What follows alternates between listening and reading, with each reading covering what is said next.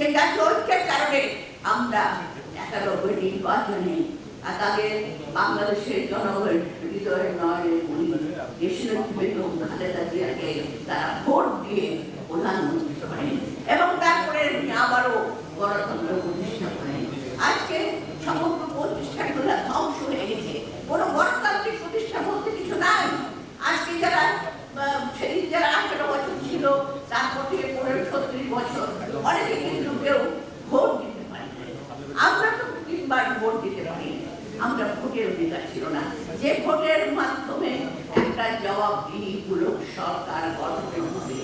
তাই ভাইরা, আমরা জানি আমাদের প্রত্যাশা, আমাদের প্রত্যাশা আমাদের প্রত্যাশা কথা বলার অধিকার, আমাদের প্রত্যাশা হলো সকলের মত প্রকাশের অধিকার, আমাদের প্রত্যাশা হলো বেকার যুবকের কর্মসংস্থান, আমাদের প্রত্যাশা হলো নারী উন্নয়ন, নারীদের ক্ষমতা, আমাদের ছাত্রদের শিক্ষা, স্বাস্থ্য থেকে শুরু করে প্রতিটি প্রত্যাশা আছে আমাদের মনের মধ্যে।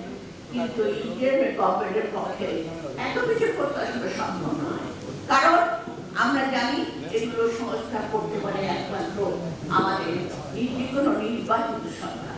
আপনারা দেখেছেন বরকতুল্লাহ বুলু বলেছেন যে একটি যখন সংস্কারের প্রস্তাব দিয়েছেন আমাদের ভারপ্রাপ্ত চেয়ারম্যান জনাব তারেক রহমান, আজকে যে কথাগুলো আসছে সেগুলি কিন্তু তিনি দিয়েছেন এবং বাকি প্রত্যেকটা সেক্টরে যুব বেকার যুবক থেকে শুরু করে বিভিন্ন সেক্টর থেকে শুরু করে কৃষক থেকে শুরু করে শ্রমিক থেকে শুরু করে প্রত্যেকটা সেক্টরে কিভাবে কাজ করলে আমরা এগিয়ে যাব, দেশের মানুষ তার স্বাধীনতা ফিরে পাবে, দেশের মানুষের কর্মসংস্থান হবে এবং দুবেলা দুমুঠো পেট ভরে খেতে পারবে।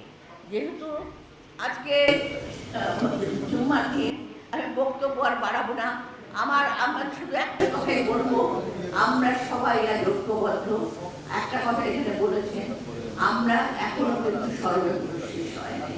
আজকে ভারতে বসে আমাদের যিনি প্রধানমন্ত্রী ছিলেন তিনি নানা রকম ষড়যন্ত্র করছেন এবং তার যে দলবল লুকিয়ে আছে, যে দলবলকে এখনো আমাদের বর্তমান প্রশাসন সামনে রেখেছে, আগলে রেখেছে, তাদেরকে এখনো কিন্তু বের করছে না। একটা কথা বলেছে যে 622 জন ছিল বোধহয় আর্মির অধীনে, এরা কোথায় গেল?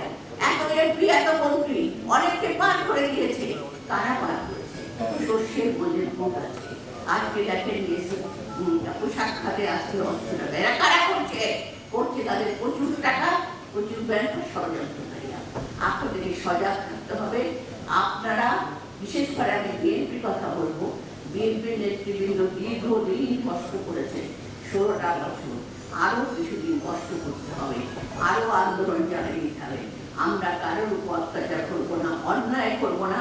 আমরা সকলে রাজনৈতিক সচেতন হয়ে যে যার যেখানে কর্তব্য, যার যেখানে কাজ, যে যেখানে থেকে সম্মান দিয়ে বাংলাদেশের যে একটা মূল্যবোধ ছিল, একটা ঐতিহ্য ছিল, বড়দের সম্মান করা, সততা, সেটাকে ফিরিয়ে এনে আপনারা কাজ করুন।